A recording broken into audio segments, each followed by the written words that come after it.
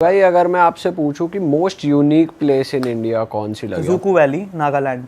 जहाँ पर head hunters थे? नहीं, वो तो लोंगवा विलेज है। जूकू वैली बहुत सुंदर है, और मैं यही बोलूँगा जो जाना चाहता है मॉनसून में जाओ।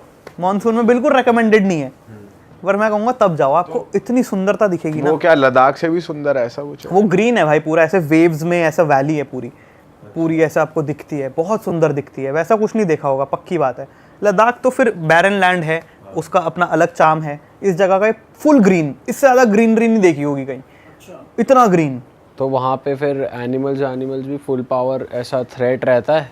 एनिमल्स, स्नेक्स और इन सब एक जोक चलता है नागालैंड में ना, लोगों का क्यूजीन में वो सब कुछ खाते हैं, सब कुछ खाते हैं। मैं वहाँ की मार्केट गया, आप सोचो क्या क्या मिल रहा होगा मार्केट में। हमने सुना है डॉग्स वगैरह भी मिलते स्नेल, हैं वहाँ। फ्रॉग्स, चूहे, कुत्ते, चूहे भी, कुत्ते, सब। भाई ये डाइजेस्ट कैसे कर रहे हैं लोग वहाँ के? खाते हैं भाई। एक बार क्या हुआ, मैं एक होम स्टे में रुका था, वहाँ पे ना चूहा आ गया किचन में। आंटी ने पकड़ लिया जो होम स्टे वाली थी, मेरे से मजाक कर रही थी वो, मेरे से मजाक में बोलती है भाई इस चूहे की चटनी बना के खिलाती हूँ तुम्हें। मैं कहा भाई साहब, भाई तुमसे ही तो मजाक कर रहा है, उनको तो डिनर सेट हो गया। पता नहीं भाई, चले तुम्हें नहीं मिली, उन्होंने तो कर दिया काम चटनी। बट लोग भाई बहुत बढ़िया है। तो वहाँ पर ये भी मैंने सुना है, जब जैसे आप कुत्ता होता है ना, आपने कुत्ता पाला है पर वो बूढ़ा हो गया है, तो उसको मार देते हैं भाई और खा लेते हैं। ये क्या मतलब हर कोई करता है, ये ऐसा कुछ है? मैंने सुना है। तो मैं जब जूकू वैली गया था तो वहाँ पे क्या था, एक दो कुत्ते ऊपर घूम रहे थे, काफी ऐसे बूढ़े हो जाते हैं कुत्ते। यार ये तो बहुत गलत है यार। तो कोई बता रहा था कि अब इसको मार देंगे। बट आपने क्या खाया वहाँ पे? वेजिटेरियन? आप वेजिटेरियन हो? नहीं भाई, वेजिटेरियन होता तो मैं नहीं रह पाता वहाँ पे। मतलब आलू और दाल मिलता है, चावल मिलते हैं, आटा नहीं है भाई वहाँ पे, खाली चावल है। रोटी है ही नहीं? नहीं भाई, बिल्कुल नहीं है। और रेस्टोरेंट्स वगैरह हैं या फिर कैसा है? आप दिल्ली के बाहर निकल जाओ, ये जो 4 बड़े शहर हैं इनसे बाहर निकल जाओ भाई, कहीं कुछ नहीं है। मतलब ऑब्वियसली कोहिमा की बात करेंगे, कैपिटल सिटी, आपको कैफेज भी मिल जाएंगे, सब मिल जाएगा, वो बात नहीं है। बट आप जब थोड़ा बाहर आ जाएंगे ना, कुछ नहीं मिलेगा आपको। भाई नॉर्थ ईस्ट का फैशन भी बहुत अप है यार। बहुत बढ़िया। वहाँ ना थ्रिफ्टिंग कल्चर चलता है, सेकंड हैंड क्लोथ्स पसंद करते हैं। सही है, मैंने भी वहाँ से जैकेट खरीद ली भाई, सस्ते में जैकेट मिल जाती है। वहाँ थ्रिफ्ट मार्केट लगती है सुबह सुबह, ऐसे ही आप खरीदो। ये जापान में भी मैंने देखा थ्रिफ्टिंग कल्चर काफ़ी। हमें ही है कि यार किसी और के कपड़े उतरे हुए मैं तो नहीं पहनूंगा, बट वहाँ नहीं है ऐसा, वहाँ तो थ्रिफ्टिंग कल्चर काफ़ी है। भाई जापान का ट्रिप कैसा रहा आपका? भाई मेरी लाइफ का पहला इंटरनेशनल सोलो ट्रिप था। मैं गया 1 महीने के लिए, मेरा क्लियर है, मैंने कहा जापान जाना है, 1 हफ्ते के लिए तो जाऊँगा नहीं, 15 दिन के लिए तो जाऊँगा नहीं, मैं जाऊँगा तो 1 महीने के लिए जाऊँगा। भाई वीज़ा अप्लाई किया था 15 दिन का, क्योंकि मेरा लास्ट टाइम वीज़ा हो गया था रिजेक्ट जापान का। मेरे को लास्ट ईयर जाना था जापान, मेरा हो गया वीज़ा रिजेक्ट। मेरे को लगा इस बार भी लगे ना लगे 15 दिन का अप्लाई करता हूँ। 15 दिन का अप्लाई किया, उन्होंने मेरे को 1 महीने का वीज़ा दिया। मैं कहा ठीक है भाई, 1 महीना रहेंगे। ऐसा भी हो जाता है कि 15 दिन का अप्लाई करो, वो एक्स्ट्रा डेज का दे देंगे तुमको? हो सकता है कि वीज़ा अगर मैं 14 दिन का अप्लाई करता तो 15 दिन का मिलता, बट मैंने 15 दिन का अप्लाई किया, इसलिए उन्होंने मेरे को 30 डेज का दिया।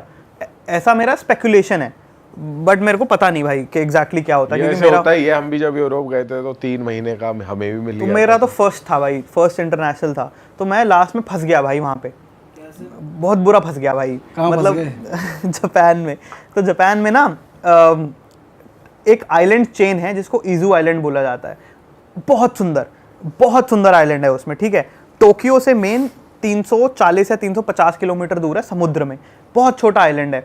और वो आइलैंड पे इतनी, आप फोटो यहाँ पर आप देखना, मैं दिखाऊंगा फोटो, यहाँ लगा भी देना, डबल वॉल्केनो है उस आइलैंड पे, ठीक है। और वो देखने में क्या सुंदर लगता है वो आइलैंड, मेरे को था बहुत सुंदर है, यहाँ जाएंगे। अब वहाँ जाने के लिए आपको 2 फेरी बदल के जाना पड़ता है, that is the only option. Tokyo से लगते हैं कुछ 14 या 16 घंटे टोक्यो से। तो टोक्यो से आप पहले फेरी लेते हैं, ओवरनाइट जर्नी, रात में फेरी में बैठेंगे, सुबह उतरेंगे, देन वहाँ से एक नई फेरी लेंगे, वो 4 घंटे लेके आपको उस आइलैंड पहुँचाएगी। मैं उस आइलैंड पे पहुँच गया, उस आइलैंड को बहुत बेहतरीन सुंदर देखा, मज़ा आ गया। मैंने कहा चलो नेक्स्ट डे फेरी लेंगे, वापस जाएंगे घर, क्योंकि मेरा वीज़ा खत्म हो रहा था 23 तारीख को, ठीक है। और मैं उस समय 2 दिन बचे होंगे वीज़ा ख़त्म होने में, 2 या 3 दिन, बस 2 दिन बचे थे। मैं कहा 23 को वीज़ा ख़त्म है, आज 21 तारीख है, कल लेंगे, वो चले जाएंगे भाई। सुबह हुई, मैंने आंटी को बोला जो वहाँ पे थी कि मैं जा रहा हूँ, मैं चेकआउट कर रहा हूँ, आप पैसे बता दो। उन्होंने कहा कहाँ जा रहे हो? मैं कहा वापस जा रहा हूँ। कह रही वापस कैसे जाओगे? मैं कहा फेरी से। फेरी तो आज चल नहीं रही। मैंने कहा वहाँ लिखा है वेबसाइट पे फेरी चलेगी, और मेरे को लग रहा है जापान है भाई, पक्के होंगे अपने वर्ड्स के ना, बट अब वेदर ऐसी है तो क्या करें। तो उन्होंने बोला नहीं, आज तो वेदर ख़राब हो गई है, फेरी कैंसिल हो चुकी है, फेरी तो चलेगी नहीं।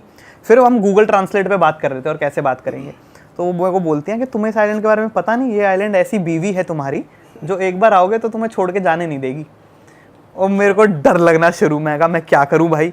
फिर मैं वीजा एक्सपायर हो रहा है 2 दिन में भाई, 2 दिन में। और मेरे को हो गया कि मेरा सपना है लंदन जाना, अगर मेरे पासपोर्ट पे कुछ भी इशू आ गया मैं तो फंस जाऊंगा बहुत बुरा। तो भाई मतलब फिर क्या हुआ, मैंने कहा आंटी ठीक है, मैं आंटी को छोड़ा, मैं बाहर गया, बाहर देखूं क्या है।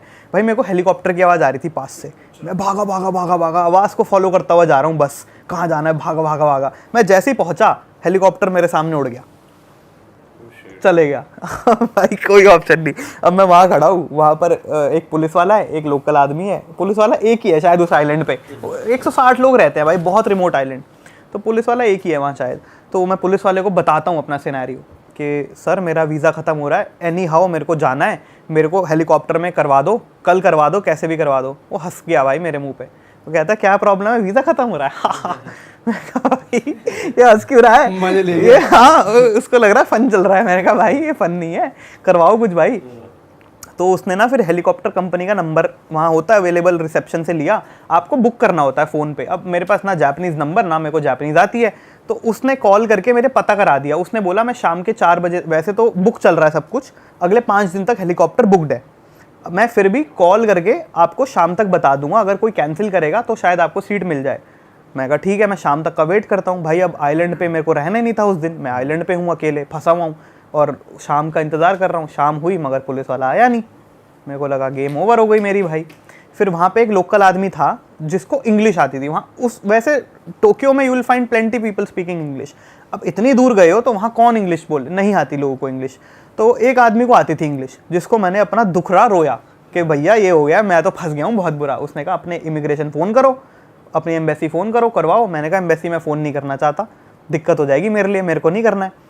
तो मैंने कहा कल देखूंगा, अब होपफुली कल कुछ हो जाए। तो उसने बोला कि ऐसा करो, ऑफिस खुलता है हेलीकॉप्टर का सुबह 8 बजे, एक ही है वहाँ पे ना, एक छोटा सा जगह है, 8 बजे खुलेगा, आप आके सुबह लाइन में लगो, मेक श्योर के that you are first in the line. अगर किसी ने कैंसिल किया देन आपको ले जाएंगे। भाई मैं सुबह कितने बजे हेलीकॉप्टर पे चले गया, सुबह 4 बजे। मैं कहा मेरे को जाना है भाई। मैं सुबह उठा 3:30 बजे, भाई 4 बजे मैं वहाँ पे, 8 बजे की उसमें 8 बजे मैं 4 बजे रोडीज की लाइन बना दी सबसे पहले, मैं यूं साल ले भाई। वो वहाँ पर एक बेंच सी थी, मैं गया बेंच पे जाके लेट गया और मैंने वहाँ अपनी बोतल रख दी कि ये मेरा स्पॉट है, कोई वो नहीं होगा।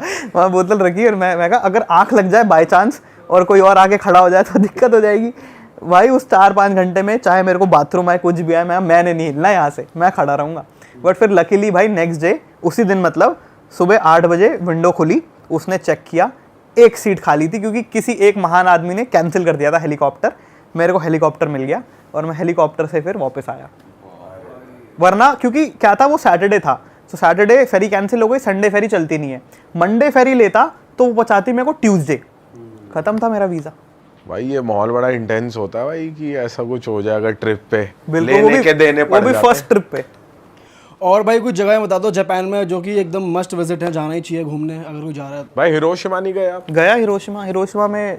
वहाँ क्या है, मतलब कैसी वाइब है वहाँ पे? भी तो हुआ था एक बढ़िया भाई वहाँ ना यार बहुत सैड लगा, मतलब बहुत। वहाँ आप जाओगे, अगर हिरोशिमा म्यूजियम है वहाँ पे, एटॉमिक बॉम्ब म्यूजियम, वहाँ पर अगर म्यूजियम चले जाते हो ना, लोग आपको रोते हुए दिख जाए। मतलब आपने पिन ड्रॉप साइलेंस किसको बोलते हैं? हाँ। पिन गिरने की आवाज़ आ सकती है आपको। वहाँ इतना ज़्यादा साइलेंस था, मैं उस म्यूजियम से वॉक कर रहा हूँ, आप चलते हो, आपके कपड़े साथ में रगड़ते हैं कभी कभी, कपड़ों की आवाज़ आती है। वहाँ भाई कपड़ों की आवाज़ आ रही है, इतनी ज़्यादा साइलेंस, मतलब इतने लोग हैं, कोई कुछ नहीं बोल रहा क्योंकि वो बहुत हॉरिफिक था। और वहाँ पे कहते कि जब अटैक हुआ, जब बॉम्ब फटा था, तो जो लोग वहाँ पे मरे थे तो उनकी शैडोज तक वहाँ, बिल्कुल यही मैं बता रहा था। वहाँ पे म्यूजियम में उन्होंने लगाया हुआ एक पत्थर है जहाँ पे लोगों उसकी शैडो बनी रह गई जब वो बॉम्ब फटा, क्योंकि हीट इतनी इंटेंस थी। शैडो जमीन में बनी हुई है, पत्थर में चिप ऐसे रह गई, वैपोरेट हो गए भाई बंदे जब वो एपिसेंटर पे फटा तो। और म्यूजियम वहीं एपिसेंटर के पास बनाया गया। उधर एक बिल्डिंग है जो खड़ी रही, क्या है, एक डोम है, उसको एटॉमिक डोम बोला जाता है। वो मेमोरियल के तौर पे अब खड़ा है कि याद रहे ऐसा कुछ बुरा हुआ था। तो क्या है कि जब बॉम्ब फटा ना, तो वो उस डोम के ठीक ऊपर फटा, उस डोम से शायद 300 मीटर 400 मीटर फटा ऊपर। तो वो फटा, तो अब जब बॉम्ब फटा तो उसने फोर्स लगाई सब जगह बाहर, तो उसके आसपास का कुछ किलोमीटर, 2 किलोमीटर शायद 2.5 किलोमीटर का एरिया तो उड़ गया, मगर उस डोम पे फोर्स लगी डाउनवर्ड्स, तो धरती में। अब वो था स्ट्रॉन्ग, उनकी बिल्ड क्वालिटी होगी बढ़िया, तो डोम की छत वत सब उड़ गई, मगर डोम आज भी खड़ा है क्योंकि उसके ठीक ऊपर बॉम्ब फटा था। तो वो एक मेमोरियल के तौर पे आज वहाँ पर खड़ा हुआ है हिरोशिमा में। ओ वैसे वहाँ पे लोग रहते क्योंकि कहते हैं कि जब ऐसा कोई अटैक होता है तो यूजुअली पॉपुलेशन वहाँ नहीं होती या नहीं तो बहुत बड़ा शहर है, अब तो इतना नहीं है, बट क्या होता है एटॉमिक बॉम्ब का एक तो इंस्टेंट इफेक्ट होता है, एक होता है कि वो आपकी जीन्स के साथ कुछ कर देता है तो उसके बाद आपकी जनरेशन इफेक्ट हो जाती है। तो काफ़ी बार लोग जो पैदा हुए वो बहुत ज़्यादा फिजिकली चैलेंज पैदा हुए उसके बाद, तो वो तो है वहाँ पे म्यूजियम के अंदर भी दिखाया गया है। अभी बिल्कुल नॉर्मल सिटी है, you can not even tell यहाँ कभी कुछ हुआ था। भाई म्यूजियम में और क्या क्या दिखाया गया है अगर आप बता सकते हो? यार जो तस्वीरें थी ना वहाँ पर, तस्वीरें आपको हॉन्ट कर देती हैं। बच्चों के कपड़े थे, बच्चों के कपड़े, फटे हुए कपड़े, थोड़े थोड़े जले हुए, वो सब था। वो शैडो वाली चीज़ मैंने बताई आपको, तो बहुत खतरनाक था, बहुत ज़्यादा खतरनाक था। बट वैसे जापान ओवरऑल मज़ा आया घूम के, या इंडिया में मज़ा आता है घूम के? नहीं जापान में बोलूँ मैं। जापान की क्या यूनिक चीज़ें थी वहाँ? हमने सुना है वो पॉन वाले बार्स भी हैं, ऐसा कुछ सीडी हाँ, देते तो हैं वहाँ। एशिया का जो लार्जेस्ट रेड लाइट डिस्ट्रिक्ट है वो टोक्यो में है, एशिया का लार्जेस्ट। अब वहाँ पे खाली थाईलैंड में नहीं है? आई थिंक टोक्यो के अंदर है। गलत हो सकता हूँ बट मेरे को लगेगा नहीं मैं गलत होऊंगा। आई डोंट थिंक गलत होऊंगा। तो वहाँ क्या है कि वहाँ खाली ब्रॉथल्स एग्जिस्ट नहीं करते हैं, वहाँ अलग अलग तरह का ये होता है आपका रेड लाइट एरिया का। तो वहाँ पे जो आप बोल रहे हो उसको बोला जाता है ब्लो जॉब बार्स। अच्छा। तो ब्लो जॉब बार्स वहाँ पे काफ़ी हैं। एक एरिया है वहाँ पे शिंजुकू के अंदर, काबा कुचिको करके जगह है, ब्लो जॉब बार्स होते हैं वहाँ पे। आप you can go, you can avail the service and you can come back. उसके सिवा वहाँ पे होस्ट कैफ़े भी होते हैं, nothing sexual about it, but क्या होता है कि जो आप अगर जाते हो तो आपको 5-6 लड़कियाँ होस्ट करती हैं एक बार के अंदर। मतलब आपसे बातें करेंगी बार में बैठ के, आपका दिन पूछेंगी कैसा रहा, और आप कुछ भी बोलोगे आपकी बस तारीफ़ ही करेंगी कि मेरा बॉस ऐसा है। भाई वहाँ थोड़ा लोनली, खून गर्म करेंगी, थोड़ा लोनली लाइफ है वहाँ पे, ज्यादा कुछ नहीं खुश करेंगे थोड़ा इमोशनल सपोर्ट। लाइट हाँ, इमोशनल सपोर्ट वो देती हैं। उनकी ऑब्वियसली दारू वारू का खर्चा आप ही को देना है सारा। तो वो बैठ के आपको कितने लुटा कर आया आप? मैं नहीं गया भाई। तो आपको क्या है ना, उनको शायद फील होता हो कि हमें कोई बात करने वाला चाहिए, तो वो है। एक तो ये हो गया। एक मसल बार भी वहाँ पे होता है। वहाँ पे क्या है भाई, लड़कियाँ होती हैं बड़े बड़े डोलो वाली, और वहाँ लोग जाके चाटे खाते हैं। हाँ, ये रील पे देखा है मैंने। ये भी बड़ा कूल है। बट अगेन दिस सोपलैंड आप पूछ रहे थे, सोपलैंड का कॉन्सेप्ट क्या होता है, ये एक तरह का ब्रॉथल ही होता है, क्योंकि वहाँ पे प्रोस्टिट्यूशन तो इलीगल है, बट अलग अलग तरह के वो साइडवेज निकाल लेते हैं ना। तो सोपलैंड होता है जहाँ पे आप जाके एक सर्विस अवेल कर सकते हो, जहाँ पे आपको एक लड़की नहलाती है एंड देन उसके बाद maybe it leads to intercourse, ये रहता है। बट आपको अपना एक बहुत क्रेजी एक्सपीरियंस बताऊंगा जो जापान का मेरे को पता ही नहीं था कि ऐसा कुछ एग्जिस्ट करता है। दिमाग ब्लो हो गया भाई मेरा, ठीक है। मैं ये हो गई टोक्यो की बात, मैं था ओसाका में। ओसाका में एक दिन मैं घूमते घूमते ऐसी एक जगह पहुंचा।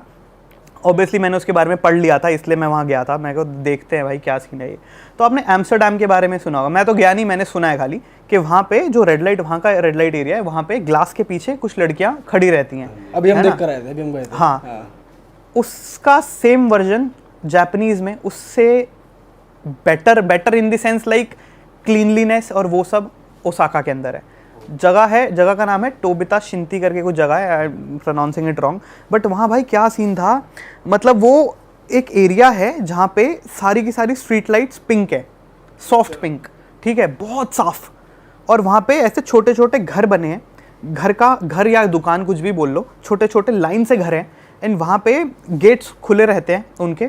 और उस घर के या उस शॉप के अंदर एक लड़की बैठी होती है अलग अलग अटायर्स में, लाइक एक कोई स्कूल गर्ल कॉस्ट्यूम में बैठी है, कोई खाली बिकनी में बैठी है, कोई आपकी अलग फैंटेसी होगी, कोई उसमें बैठी हुई है। एक जवान लड़की होती है, यंग काफ़ी, एंड एक मामा सान बोलते हैं, एक बूढ़ी औरत होती है, बूढ़ी नहीं, एक एजड औरत होती है वहाँ पे, बस दैट इज़ इट। तो आप उस स्ट्रीट से वॉक करते हो, आप लिटरली वहाँ पे उस रेड लाइट एरिया में घूमते हो, यू आर लुकिंग कि आपको अगर इंटरकोर्स करना है तो आप किसके साथ करोगे, like you are walking and you are just looking everything वाला ही हो गया सेम। हाँ, बट यहाँ ग्लास भी नहीं है, लड़कियाँ बस बैठी हैं और वो आपको हाय बोलेंगी, बुलाएंगी ऐसा। एंड देन आप अगर जाते हो उनके पास, तो जाते ही वो जो आंटी होती है वो आपके हाथ में एक पेपर देती है जिसके अंदर बेसिकली रेट्स लिखे होते हैं कि 15 मिनट का XYZ, 20 मिनट का XYZ। भाई ये सेम चीज़ एम्स्टरडैम में ही है, बट वहाँ पे ग्लास लगा हुआ है, जो आप बोल रहे हो सेम चीज़ है, स्ट्रीट है, बट वो इतनी सुंदर क्लीन नहीं है जो आपने बोला। भाई नॉर्थ ईस्ट का कैसा रहा आप? भाई बेहद खूबसूरत। मेरे को नहीं पता आप लोगों की क्या इमेज है नागालैंड के बारे में। मेरी कुछ इमेज थी नागालैंड के बारे में, मैं गया भाई। आपकी क्या इमेज थी जाने से पहले? मेरे को लगा कुछ भी नहीं होगा वहाँ पे, लाइक वेरी रिमोट होगा और लोग पता नहीं कैसे होंगे, क्योंकि नहीं पता, अपने लिमिटेड नॉलेज है। मैं चले गया नागालैंड 100 डेज में, और मैं बोल रहा हूँ मैं लाइफ में पहली बार बैकपैकिंग अकेले कर रहा हूँ। अब सोचो अकेले पहली बार निकला हूँ मैं लंबे टाइम के लिए, और नागालैंड जा रहा हूँ मैं। ठीक है, मैं नागालैंड पहुँचता हूँ भाई। नागालैंड में मेरा सबसे प्यारा एनकाउंटर, सबसे प्यारा एक्सपीरियंस। बहुत बढ़िया लोग हैं, बहुत ज़्यादा। और अभी आप हिमाचल मतलब हिंदी बोलते हैं वो लोग सब? इंग्लिश बोलते हैं। अच्छा, इंग्लिश मतलब हर कोई नहीं बोल पाता है, कुछ लोग हिंदी समझते हैं। हिंदी समझता हुआ मोस्टली हर कोई है। बोलने में थोड़ा थोड़ा बोल लेते हैं, टूटी फूटी हिंदी, बट इंग्लिश कुछ लोग बोल लेते हैं। जो यंग जनरेशन है वो इंग्लिश बोलती है नागालैंड की। तो भाई वहाँ इतनी खूबसूरत जगह है ना वो, भाई मैं आपको इसके बाद आपको एक वीडियो दिखाऊंगा वहाँ का। इतनी खूबसूरत जगह। और मैं गया मानसून में रिकमेंडेड नहीं है वहाँ जाना, क्योंकि रोड टूट जाए भाई। रोड तो है ही नहीं भाई, गड्ढे हैं खाली। पहाड़ी एरिया ही है, बिल्कुल पहाड़ी एरिया है। एंड वहाँ फ्लाइट्स जाती है सब? फ्लाइट जाती है, शायद दीमापुर फ्लाइट जाती होगी। मैं तो ट्रेन से, मैं तो वैसे उससे गया था ट्रेन से। शायद दीमापुर जाती है। देन दीमापुर से आपको गाड़ी रेंट करनी पड़ती है कोहिमा के लिए। कोहिमा इज़ द कैपिटल वहाँ का। तो क्या सीन था, मतलब बेहद खूबसूरत बंदे, इतने ज़्यादा अच्छे, आपको उतने काइंड हार्टेड लोग शायद ही और कहीं मिले, शायद ही और कहीं मिले। Scary at the same time. Scary क्यों कह रहे हो? स्केरी क्यों कह रहा हूँ, क्योंकि मैं एक बार ना एक गांव में चले गया। ऐसे ही गांव जाता हूँ मैं, तो एक ये विलेज था, लोंगवा विलेज नाम है इसका। ये पड़ता है म्यांमार इंडिया बॉर्डर पे। और यहाँ का इंटरेस्टिंग विलेज क्यों है, क्योंकि जो इसका बॉर्डर है वो गांव के बीच से पास होता है। तो वहाँ पे जो गांव का अहंग बोलते हैं, किंग ऑफ द विलेज अहंग, तो मुखिया समझ लो। तो उनका घर है बड़ा सा, ठीक है। उनके घर के बीच से बॉर्डर जाता है। उनके घर की एक दीवार पे यहाँ इंडिया है, एक दीवार पे यहाँ म्यांमार है। अच्छा जी। और हाँ, और ये फैसिनेटिंग है काफ़ी कि कहते हैं कि उनकी डुअल सिटीजनशिप है। म्यांमार में भी जाते हैं वो, इंडिया में भी रहते हैं वो, वोट दोनों जगह देते हैं। Which was very interesting to me कि मैं वहाँ खड़ा हूँ और मैं, अब यहाँ इतना फन इंसिडेंट होता है। मैं वहाँ पहुँचता हूँ, वहाँ ना थोड़ी सी BSF या आर्मी का कुछ तो पोस्टिंग लगी हुई थी। तो वो बस आपसे पूछते हैं कि आपका नाम लिखते हैं, फ़ोन नंबर लिखते हैं, लेते हैं, और वो पूछते हैं कि क्या करने आए हो। तो मैं घूमने आया हूँ। अब तो काफ़ी लोग घूमने जाते हैं वहाँ, तब थोड़ा कम नोन था उस समय जब मैं गया था। एक वहाँ तो भाई होटल अगेन भूल जाओ आप, कुछ भी मिलता है। मैं फेसबुक से कुछ तो कोई किसी रैंडम बंदे का नंबर निकालता हूँ, पता चलता है एक होम स्टे है वहाँ पर मैं अपना कमरा सामान फेंकता हूँ, आता हूँ बाहर। अभी मैं इधर था, मैं सड़क के उस पार जाके एक दुकान, बस छोटी सी 5-7 दुकानें हैं, मैं उस दुकान में जाके मैगी खा लेता हूँ। खाने में क्या है, तो पैसा भी बड़ा कम है भाई, क्या खाएं, मैगी चाय पी लेते हैं। तो मैगी खा रहा होता हूँ, मैं बड़ा क्यूरियस हूँ भाई, म्यांमार जाना है। तो मैं खाते खाते दुकान वाले से पूछता हूँ कि भैया म्यांमार कहाँ पड़ेगा। वो बोलता है म्यांमार में तो बैठे हो। मैं कहता हूँ क्या?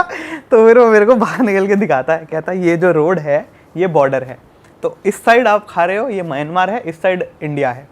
ऐसा सीन है भाई वहाँ पे। मैगी खाने म्यांमार चलेगा? मैगी खाने म्यांमार चलेगा। मैगी के शौकीन लग रहे हो ऐसा? नहीं। इंटरनेशनली सही ट्रैवल कर लिया आपने गली पार करते ही। मतलब मैगी खाने भी बाहर चला गया तो इंडिया गया? भाई क्रेजी था वो। मैं कहा ये तो सही है। और वहाँ वाई चलती है, मैगी भी नहीं चलती। वाई ज्यादा चलती है उधर। पर खैर अब क्या होता है, मेरे को पता चलता है कि मैं जिस गाँव में घूम रहा हूँ ना, बाद में पता चलता है, मैं बिना रिसर्च के पहुंच जाता हूँ कहीं भी, मेरे को नहीं पता होता इतना, थोड़ी बहुत जानकारी रहती है बस। तो मैं बाद में पता चलता है कि भाई ये गाँव है फियरसम कोन्याक ट्राइब का। अब नागालैंड में बहुत सारे ट्राइब्स हैं, आई थिंक 16 है। पहले तो मेरे को सबके नाम भी पता थे, 16 के, क्योंकि मैं नागालैंड में 1 महीना बिताया हूँ।